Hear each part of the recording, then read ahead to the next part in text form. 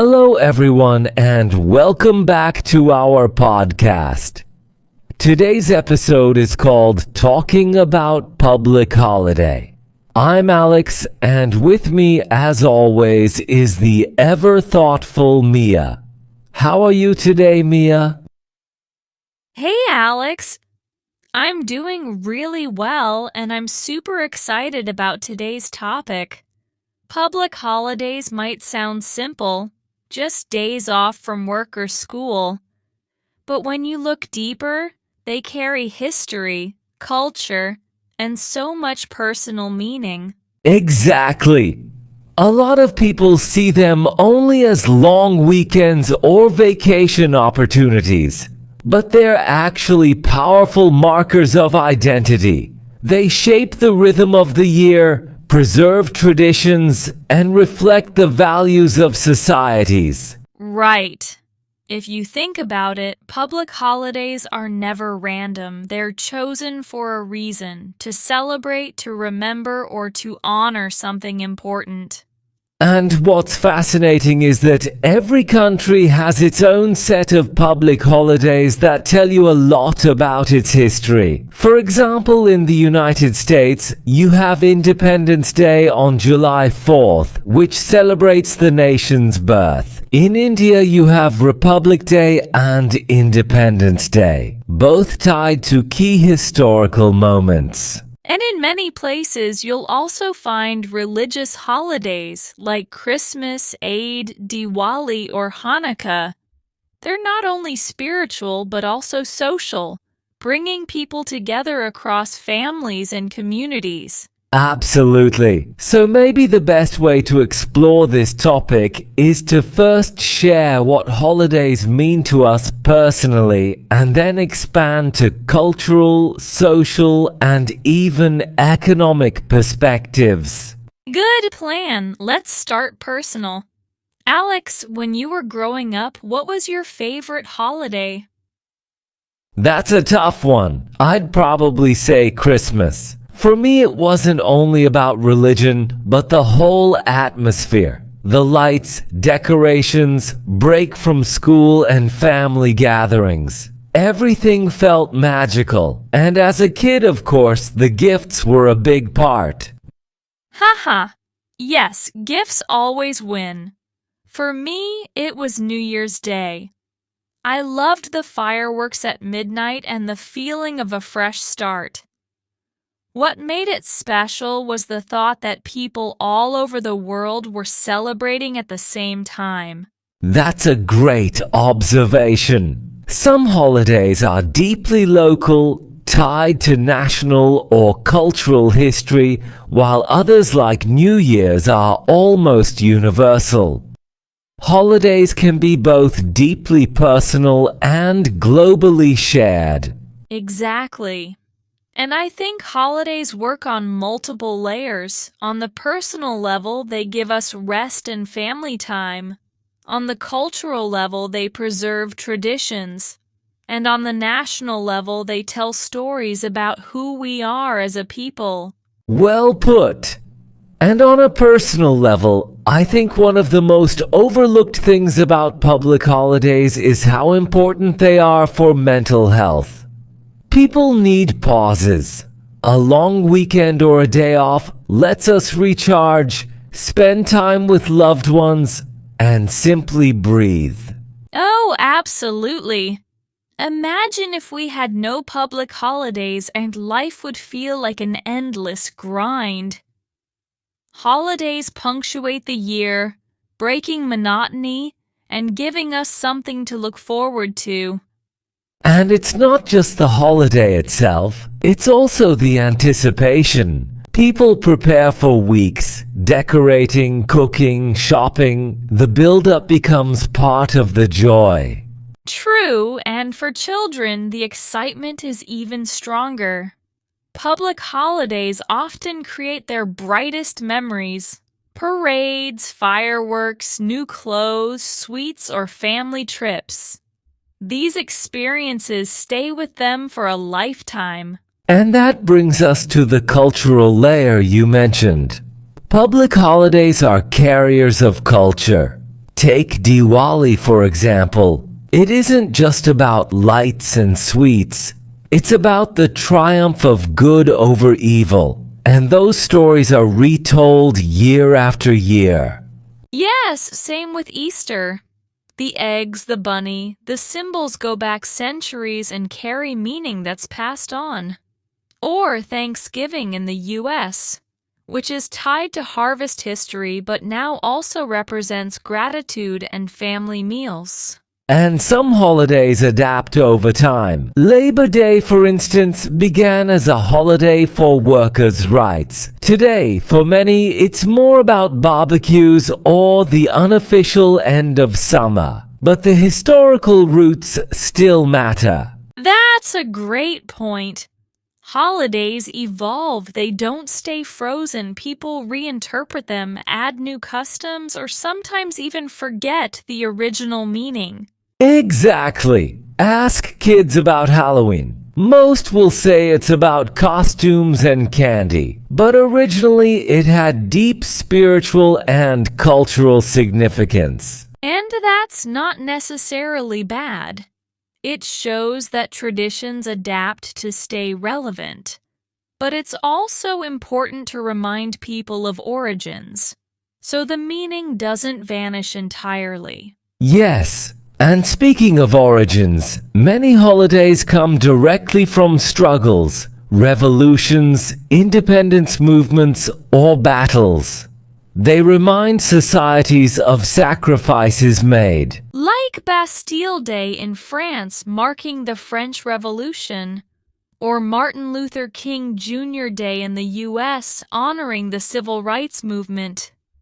These holidays are more about remembrance than celebration. Exactly. And then there are remembrance holidays like Memorial Day or Remembrance Day, which carry solemn tones. They're not just days off, they're days to pause and honor those who gave their lives. I think those are crucial. They teach younger generations history in a human way. Reading about a war in a book is one thing, but standing in silence on a remembrance holiday is something you feel. So true. Holidays create collective memory. They're like bookmarks in the calendar reminding us of the moments we should never forget. And if we zoom out further, we see another side: economics. Public holidays don't just affect culture and people, they also impact businesses and economies. Definitely. Holidays can boost the economy. Think Christmas shopping or New Year's tourism. But they can also slow things down since markets and offices close. Governments have to balance how many holidays to allow. And in some countries, there are debates about whether to add or remove holidays. Some argue too many affect productivity, while others argue they improve health, morale, and even long-term performance. And the research supports the latter. Breaks often increase productivity because people come back refreshed. Humans aren't machines. That's very true. And speaking of balance, there's also the issue of inclusivity.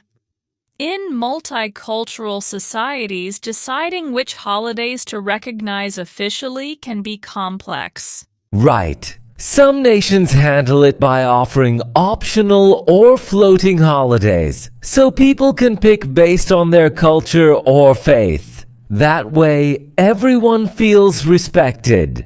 That's smart, because holidays should unite people, not divide them. Exactly. And when they succeed, they're magical.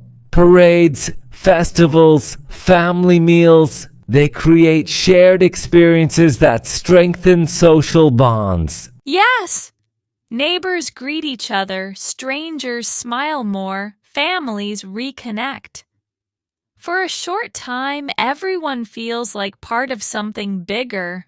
That's the real power of public holidays. They're not just days off. They're about identity and belonging. Well said. And maybe next we can break them into those categories we mentioned, national, religious, seasonal, and modern, and dive deeper into how each type works. So, Mia, let's start with national holidays, the ones that celebrate a country's identity. Yes! National holidays are some of the most powerful because they're tied directly to the story of a nation. They remind people of where they came from, their struggles, and their achievements. Exactly. Think of Independence Day in the United States, July 4th. It's fireworks, flags, parades, and barbecues, but at its core, it marks the country's birth. Right.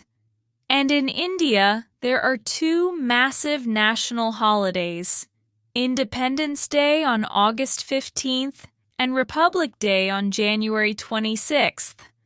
Independence Day celebrates freedom from colonial rule, while Republic Day honors the adoption of the Constitution. Both are filled with patriotic songs, flag hoisting, and cultural programs. And then there's Bastille Day in France, which commemorates the storming of the Bastille and the start of the French Revolution. It's celebrated with parades along the Champs-Élysées, fireworks, and public parties. What's interesting is how different countries celebrate their national days in unique ways. In Mexico, Independence Day celebrations are full of music, food, and the famous Grito de Dolores reenactment. In South Africa, Freedom Day on April 27th marks the first democratic elections after apartheid. That's a holiday with deep healing and unifying meaning. Yes, national holidays often carry a double role. They're about remembering history, but also about shaping the future. They remind citizens not just of past struggles, but also of the values they want to uphold. Well said. And sometimes they're emotional. Think of Memorial Day or Veterans Day in the U.S. They're national holidays, but also solemn ones where people pause to remember the sacrifices of soldiers. Exactly. National holidays can be joyful, reflective, or even solemn, depending on what's being remembered. Okay, so from national, let's move to religious holidays. These are some of the oldest and most widespread public holidays in human history. Definitely. Religious holidays are fascinating because billions of people celebrate them, often with rituals that have lasted for centuries. Take Christmas, for example.